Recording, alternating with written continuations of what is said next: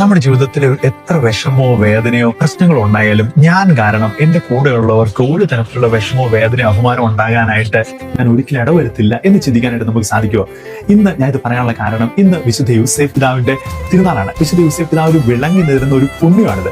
വിശുദ്ധ യൂസേഫ് പിതാവ് പരിശുദ്ധ അമ്മയെ ഉപേക്ഷിക്കാനൊക്കെ റെഡിയായിട്ട് പ്ലാൻ ചെയ്തിരുന്ന ആളാണ്. പക്ഷേ യൂസേഫ് പിതാവിന് മനസ്സിലായി, ഞാൻ പരിശുദ്ധ അമ്മയെ ഉപേക്ഷിച്ച് കഴിഞ്ഞാൽ അവൾ യഹൂദരുടെ മുമ്പിൽ അപമാനിതയാകും, അവള് വ്യഭിചാരിണിയായി കുറ്റം ചാർത്തപ്പെടും, അവള് കല്ലെറിയപ്പെടും എന്ന് തിരിച്ചറിഞ്ഞപ്പോൾ യൂസേഫ് പിതാവ് തന്റെ പ്ലാൻ എല്ലാം ഉപേക്ഷിക്കുകയാണ്, തന്റെ ഇഷ്ടങ്ങൾ അവിടെ ഉപേക്ഷിക്കുകയാണ്. എന്നിട്ട് പരിശുദ്ധ അമ്മയെ ഈശോയെയും ചേർത്ത് പിടിക്കുകയും അങ്ങനെ തിരു കുടുംബത്തെ യൂസേഫ് പിതാവ് വാർത്തെടുക്കുന്നത് നമുക്ക് കാണാനായിട്ട് നമുക്ക് പറ്റും.